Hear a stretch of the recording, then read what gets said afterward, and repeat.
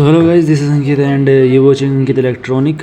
So guys, आज की इस नई वीडियो में हम जो है नेक बैंड को रिपेयर करना सीखेंगे कि किस तरीके से नेक बैंड को रिपेयर किया जाता है। ये वीडियो जो है कुछ पार्ट्स में आने वाली है, तो आप पार्ट्स के अंदर ही जो है उनको डिवाइड करिएगा। तो आज की इस वीडियो में हम जो है बेसिक से शुरुआत करेंगे और फिर आगे से लेवल अप करते जाएंगे और नेक बैंड्स को कम्प्लीटली रिपेयर करना सीखेंगे। तो आज की वीडियो में बस हम बेसिक सीखने वाले हैं कि किस तरीके से नेक बैंड को सिंपल से सिंपल जो है रिपेयर करने की क्या टेक्निक होती हैं। तो सबसे पहले तो कोई भी नेक बैंड आपके पास में आया हुआ है, चाहे बेशक से ये हो या फिर जो मैंने साइड में रखे हुए हैं ये वाले, तो कौन सा भी टाइप का आपके पास नेक बैंड हो जो कि ख़राब हुआ है, ठीक है। ख़राब ही लेना, सही को तो कौन ठीक करता है, मजाक कर रहा हूँ। तो देखिए हमारे पास ये कुछ नेक बैंड्स हैं, तो बेसिक से शुरुआत करते हैं। तो सबसे पहले तो आपको ये देखना है कि आपका जो नेक बैंड है इसके अंदर किसी प्रकार की कोई वायर लूज़ तो नहीं है। मतलब जो आप वायरिंग देख रहे हैं यहाँ पे, जो वायरिंग्स हैं यहाँ पे, तो ये वायरिंग कहीं लूज़ नहीं है, यहाँ पे कोई क्रैक नहीं है। कोई भी टाइप का आपको क्रैक दिखाई देता है तो उसको रिपेयर करना चाहिए आपको जल्द से जल्द। और जैसे यहाँ पे सारी वायर्स जो है सही लगी हुई हैं और उसके बाद में आप ओवरऑल पूरी वायरिंग मेरे को तो यहाँ पे सही दिखाई दे रही है। बट अब मेन प्रॉब्लम यहाँ पे ही आती है कि यहीं से ही जो है क्रैक होने शुरू होते हैं। जैसे कि आप यहाँ पे देखो कि ये वायर्स यहाँ पे लगा रखी हैं, जैसे कि ये यहाँ पे लगी हुई हैं, ठीक है। तो अब इन वायर्स के अंदर आप बहुत अगर ध्यान से देखोगे कि ये वायर्स यहाँ तक जो गई हुई हैं इनके बीच बीच में क्रैक्स होते हैं, ठीक है। क्योंकि ये वायर बेसिकली प्लास्टिक से कोटेड होती है, अंदर इसके जो है पूरा प्लास्टिक होता है, मेन तो थोड़ी सी वायर होती है, तो ये कहीं से भी क्रैक हो जाती है। जैसे हम वायर को खींचते हैं तो उस टाइम पे भी क्रैक हो जाती है, और बेसिक तो यही होता है। लेकिन उसके पहले तो आपको सबसे पहले तो यही देखना है कि हमारे जैसे स्पीकर्स हैं, इन स्पीकर्स को ओपन करना है, ठीक है। यहाँ से आप इनको स्पीकर को ओपन कर लो, यहाँ से इन स्पीकर्स को ओपन कर लेना है। उसके बाद में इनकी वायर्स को चेक करना है कि स्पीकर की वायर हटी तो नहीं हुई है। अगर स्पीकर की वायर हटी हुई है तो आपको जो है उसे चेक करना पड़ेगा। जैसे कि यहाँ पे देखो, यहाँ पे मैं आपको दिखाता हूँ। अब यहाँ पे आप देख सकते हो कि यहाँ पे इसकी वायर बिल्कुल ओके हैं, ठीक है। इसकी वायर बिल्कुल ओके हैं, कहीं से भी कोई वायर टूटी नहीं हुई है, वायर के कनेक्शन सही हो रहे हैं, तो ये मतलब कि यहाँ से सही है। अब इसके बाद आपको चेक करना है कि जो मेन मदरबोर्ड के अंदर जो वायरिंग गई हुई है वहाँ पे कनेक्शन हटा हुआ है या नहीं है। तो ये कौन सी साइड पे है पहले ये देखना है। इस साइड का है तो इस साइड पे चेक करो। अब यहाँ पे देखिए, यहाँ पे भी हमारी वायर बिल्कुल सही है, बिल्कुल सही है, कोई भी वायर कटी नहीं हुई है।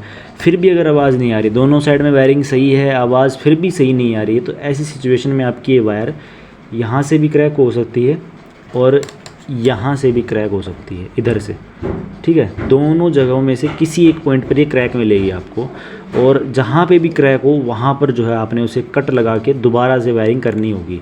या तो दूसरी वायर, या तो आप इस वायर को ही चेंज कर लो, और वायर चेंज नहीं कर सकते तो काट के इसे थोड़ा छोटा कर लो जहाँ से भी आपको कट लगे। अब कट लगे कहाँ पे पता चलेगा कट कहाँ पर है, तो आपको क्या करना है कि एक मल्टीमीटर लेना है। मल्टीमीटर को कंटिन्यूटी मोड पर रख के और इसकी कंटिन्यूटी चेक करनी है, इस पॉइंट पे और इस पॉइंट पे, दोनों पे अगर कंटिन्यूटी आ रही है, यानी कि बीप कर रहा है दोनों पे जो है टर्मिनल लगाने पर, तो मतलब वायर बिल्कुल सही है। क्योंकि हमारा स्पीकर जो है शॉर्ट होता है, स्पीकर की दोनों वायर्स आपस में जो है कोयल होती है बेसिकली, तो कोयल तो आपस में शॉर्ट ही होती है। तो अगर आप इसके ऊपर कंटिन्यूटी चेक करोगे तो आपको कंटिन्यूटी मिलेगी अगर वायर सही होगी तो, ठीक है।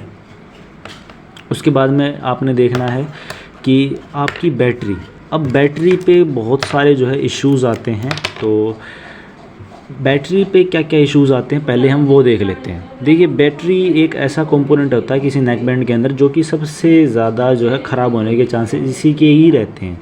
वायर टूट फूट सकती है या फिर कट सकती है, लेकिन अगर बैटरी ख़राब हो जाए तब इसके चांसेस बहुत बढ़ जाते हैं कि आप नेक बैंड को फेंक दोगे। क्योंकि ऐसी कंडीशन में बैटरी का खर्चा बहुत बढ़ जाता है और लोग जो इसको ठीक करवाना सही नहीं समझते। तो लेकिन इसका भी एक तरीका है ना, इसकी बैटरी को कैसे ठीक करना होता है। देखिए, अगर बैटरी अंदर से ही ख़राब हो चुकी तो अब तो ठीक नहीं हो सकती। इसके कुछ पॉइंट्स हैं, या तो आपकी बैटरी आधी ख़राब हुई होगी, आधी बची हुई होगी। ऐसी कंडीशनों में आप सिर्फ जो आधी बची हुई बैटरी है उसके सारे आप इस नेक बैंड को चला सकते हो, लेकिन वो टेम्परेरी है, ज़्यादा टाइम तक नहीं चल पाएगा। या फिर आपकी बैटरी कम्प्लीटली डैमेज हो चुकी है, पूरी ख़राब हो चुकी है, उसकी लाइफ ख़त्म हो चुकी है, आपको चेंज करने की ज़रूरत है। तीसरी एक ऐसी कंडीशन बचती है कि आपका जो ये बोर्ड होता है, यहाँ पे एक बोर्ड आपको दिख रहा होगा, छोटा सा ही बोर्ड है, ज़्यादा बड़ा नहीं है ये, यहाँ पे जो लगा हुआ है तो ये बोर्ड कई बार ख़राब हो जाता है। अगर ये बोर्ड ख़राब है तो ऐसी कंडीशन में आपको या तो इस बोर्ड को आप बाहर निकाल लो, ठीक है, इस बोर्ड को चेक कर लो। अब कई ये करते हैं कि मैंने यूट्यूब के ऊपर देखा था कि कई लोग जो है क्या कहते हैं कि इस बोर्ड को निकाल दो और डायरेक्ट वायरिंग कर दो, आपकी जो बैटरी बिल्कुल सही चल जाएगी, और लोगों की चल भी पड़ती कई बार। तो भाई मेरे ध्यान रखो, ये काम बिल्कुल भी नहीं करना है आपको किसी नेकबैंड की बैटरी के साथ में, क्योंकि बैटरी का एक काम है यहाँ पे, इसका जो बोर्ड है इसका एक काम है यहाँ पर। बेफालतू में मतलब कोई भी कंपनी कोई भी चीज़ लगा के नहीं देती है, और यहाँ पे दो आईसी लगा रखी है, रेजिस्टेंस हैं, डायोड्स हैं, तो कोई मतलब तो होगा इसका जहाँ पे लगा हुआ है। तो इसका एक काम ये होता है कि जो आपकी बैटरी जब चार्ज होती है, ठीक है, आपकी बैटरी चार्ज हो रही है, ऐसी कंडीशन में अगर वो फुल चार्ज हो जाती है तो तब इसको और पावर ना मिले, क्योंकि ये फुल चार्ज होगी तो इसको और पावर मिलेगी तो ये ख़राब हो जाएगी। तो ऐसी कंडीशन में इसकी पावर वो कट कर देता है, ठीक है। तो ये इसका बेसिक काम होता है। अगर आप इसे हटा दोगे तो ऐसी कंडीशन में बैटरी जो है पूरी तरीके से डैमेज हो जाएगी, जल जाएगी, और पूरा खर्चा आपको आएगा बैटरी को चेंज करवाने का।